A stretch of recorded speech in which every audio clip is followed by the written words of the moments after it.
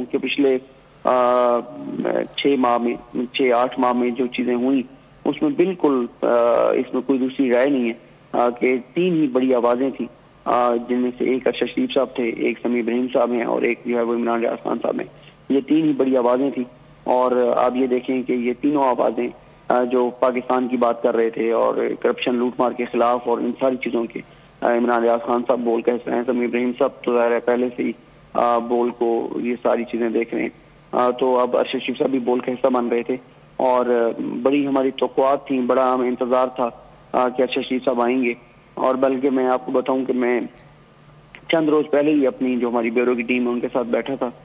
तो मैं उनसे ये बात कर रहा था कि बस अरशद साहब आ जाएँ तो जो है वो मज़ीद बोल की स्क्रीन को जो है वो 4 चांद लग जाएंगे और लोगों की जो एक जज्बात हैं उसकी जो तर्जमानी करते हैं, करोड़ों पाकिस्तानियों के जो जज्बात हैं उसके अरशद शरीफ साहब, तो मैंने कहा आप देखिएगा कि इंशाल्लाह बोल को मज़ीद अरूज तरक्की और मकाम हासिल होगा अरशद साहब के आने के बाद, और आप देखिएगा कि बोल कहाँ जाता है। तो पहले ही अल्हम्दुलिल्लाह इस वक्त बोल जो है वो वाहिद आवाज़ है जो बगैर कोई कंप्रोमाइज़ किए, बगैर कोई आप अभी देखें कि इमरान खान साहब का साबिक़ वज़ीर-ए-आज़म इमरान खान साहब का एक इंटरव्यू हुआ और वो उस चैनल पर नहीं चल सका और सोशल मीडिया पे बड़ा रिएक्शन भी आया, लेकिन इमरान रियाज खान साहब ने जो इंटरव्यू किया इमरान खान साहब का या समीर इब्राहिम साहब ने किया, वो आपने देखा कि किस तरह से हमने अपने नाज़रीन तक पहुँचाया। तो इस सारी सूरत हाल में ये मैं समझता हूँ पाकिस्तान का नुकसान है, पाकिस्तान की जर्नलिज्म का नुकसान है और आइंदा मैं तो कई दहाइयों तक नहीं देख रहा कि कोई और अरशद शरीफ साहब जैसा सहाफ़ी वो पाकिस्तान की मीडिया पर होगा, जितने वो लायक थे, जितने वो काबिल थे, जितने वो दबंग थे, जिस तरह से वो पाकिस्तान से मोहब्बत करते थे और जिस तरह से इन्वेस्टिगेटिव जर्नलिज्म करते थे। इन्वेस्टिगेटिव जर्नलिज्म पाकिस्तान में नहीं रही, जो चंद एक नाम थे उनमें से अरशद शरीफ साहब एक हैं और एक थे, और अरशद साहब ने पनामा के ऊपर सबसे ज़्यादा जो डॉक्यूमेंट्स के साथ स्टोरीज की वो अरशद शरीफ साहब थे। और अभी भी आपने जिक्र भी किया अभी जब आप बात कर रहे थे और आपने कहा कि जब वो टीटी स्कैंडल पर बात कर रहे थे, जब वो करप्शन लूटमार और मनी लॉन्ड्रिंग पर बात कर रहे थे,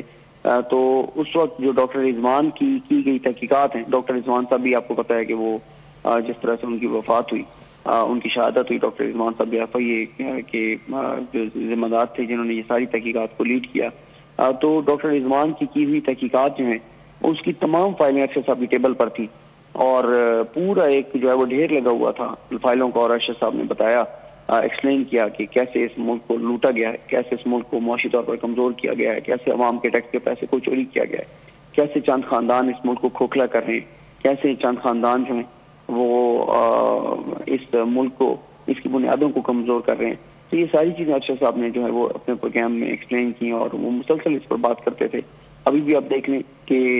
जब से शहबाज शरीफ साहब बरी हुए और हमजा शहबाज बरी हुए 16 से 24 अरब की मनी लॉन्ड्रिंग के केस में, तो उनके वीलॉग्स देखें कि किस तरह से उन्होंने फैक्ट्स एंड फिगर के साथ, डॉक्यूमेंट्स के साथ उन्होंने बताया कौम को कि हुआ क्या था और कैसे ये केस बंद किया गया है, कैसे ये रिजीम चेंज के बाद जो चंद एक टारगेट थे उनमें से एक टारगेट था कि इनको बरी करना है और इनको बरी जो है वो किया जा रहा है और करवाया जा रहा है। तो ये सारी चीज़ें उन्होंने सामने रखी। तो बड़ी एक मुश्किल वक्त है पाकिस्तान पर, पाकिस्तान की सहाफत पर, और मैं ये समझता हूँ कि जब तक ज़ाहिर है चीज़ें वाज़ेह नहीं होती उस वक्त तक, इसलिए हम अपने नाज़रीन को बता रहे हैं क्योंकि ये लेकिन मज़ीद जो है वो हमारे सामने इस वक्त सूरत हाल नहीं है, तो इसलिए हम कोई भी चीज़ नहीं अपने नाज़रीन को ऐसी बता रहे जिसकी जो हकीकत पर मबनी ना हो। लेकिन जिस तरह की इतलात हैं कि उनको जो है वो शहीद किया गया फायरिंग के ज़रिए, तो अगर इस तरह की चीज़ होगी तो ये फिर मैसेज भी हो सकता है तमाम उन लोगों के लिए जो अभी भी आवाज़ उठा रहे हैं, जो बात कर रहे हैं कि अगर कोई भी इस तरह से बात करेगा तो उसका अंजाम भी जो है वो अरशद शरीफ से मुख्तलिफ नहीं होगा। तो अल्लाह करे कि ये जो अभी तक हम देखें कि इतनी देर हो गई है बात करते हुए, लेकिन बार बार दिल से ये दुआ निकलती है कि या अल्लाह को मुआवजा हो और पता चले कि खबर गलत हो, कि इस खबर का हकीकत से कोई ताल्लुक ना हो। लेकिन ज़ाहिर है कई घंटे हो गए हैं और उनकी फैमिली भी, उनके दोस्त भी, जो लोग उनके साथ राब्ते में थे, वो ये सारी बातें बता रहे हैं और इसकी तस्दीक कर रहे हैं वो कि पाकिस्तान में सरकारी सतह पर किसी भी तरह की कोई इन्फॉर्मेशन नहीं आ रही, कोई मालूमात नहीं आ रही, कोई बात नहीं आ रही। हालांकि अब तक जो है वो आना चाहिए था, लेकिन ज़ाहिर है पिछले दिनों आपने सुना कि जो वज़ीर इत्तलात हैं मरियम औरंगज़ेब साहबा, जिस तरह से वो इमरान रियाज खान साहब के बारे में बात कर रही थी, तो शरीफ खानदान और ये जो मुस्लिम लीग नून है, इनके नज़दीक तो सहाफ़ी सिर्फ वो है जो फाद हुसैन साहब की तरह इनका मुलाजिम बन जाए, इनका नौकर बन जाए, इनकी तनख्वाह इनसे लेने लग जाए, इनसे पैसा लेने लग जाए, और जो इनकी जबान बोले, जो इनकी करप्शन लूट मार को डिफेंड करे,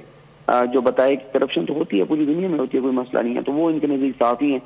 तो इमरान रियाज खान हो, समी इब्राहिम साहब हो, अरशद रशीद साहब हो, वो शायद इनके नज़दीक साफ़ी नहीं है, लेकिन सहाफ़त से हट के वो एक इंसान तो थे और पाकिस्तानी तो थे, लेकिन मुकम्मल खामोशी हुकूमत की, और अब तक कोई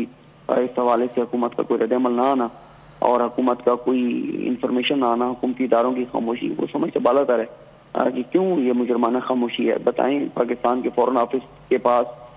वसाइल हैं, उनके राब्ते हैं पूरी दुनिया में, और उनका ये काम है कि अगर पाकिस्तान से बाहर कोई भी मामला है पाकिस्तानियों का, तो उसके ऊपर पाकिस्तानियों को बताएं, पाकिस्तान को बताएं। लेकिन अभी तक इस हवाले से ज़ाहिर है कोई इन्फॉर्मेशन नहीं आई। तो कोशिश कर रहे हैं हम इन्फॉर्मेशन लेने की, जैसी कोई इन्फॉर्मेशन आती है तो इंशाल्लाह हम जरूर अपने जो नाज़रीन हैं उनके साथ इस हवाले से इन्फॉर्मेशन जो है वो शेयर करेंगे। जैसे ही इन्फॉर्मेशन आती है और मज़ीद तफ़सीलात सामने आती हैं तो हम अपने नाज़रीन से भी शेयर करेंगे और बताएंगे आपको कि मुल्क मायनाज़ सहाफ़ी के साथ क्या हुआ, वो कहाँ पर मौजूद थे और किस तरह के जो मुहर्रिकात थे जब ये वाक़या पेश आया, क्या क्या हुआ, और इन तमाम चीज़ों की तहकीकात भी यकीनन होनी चाहिए। बोल न्यूज़ हमेशा की तरह हक़ और सच के साथ खड़ा है। सिद्दीक जान, ट्विटर के ऊपर भी मुख्तलिफ जो हैं वो रीमर्स भी हैं, मुख्तलिफ इत्तला हैं, जिसके पास जो जिस तरह से भी इत्तला मौसूल हो रही है उस हवाले से वो ट्वीट कर रहा है। शीरी मिज़ारी की जानिब से भी बताया गया है, अभी उन्होंने शेयर किया, एक ट्वीट किया, उन्होंने कहा कि हेडशॉट स्नाइपर से ये उनके साथ किया गया है, गन शॉट था ये, और मुख्तलिफ इस तरह से और भी चीज़ें कुछ एक्सीडेंट के हवाले से भी चीज़ें सामने आ रही हैं। कैसा जो आया है आपने देखा अभी ट्विटर पे, मुख्तलिफ जो सहाफ़ी बरादरी है, मुल्क मायनाज़ सहाफ़ी हैं, सभी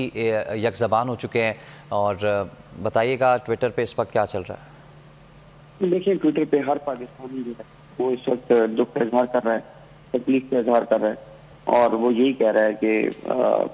ज़ाहिर है, मैंने आपको जैसा किया कि ये एक ऐसा नुकसान है, अदाला नहीं हो सकता, ज़ाहिर है ये जिंदगी कोई इंसान वापस नहीं आ सकता, तो ये एक ऐसा नाकाबिले तलाफी नुकसान है जो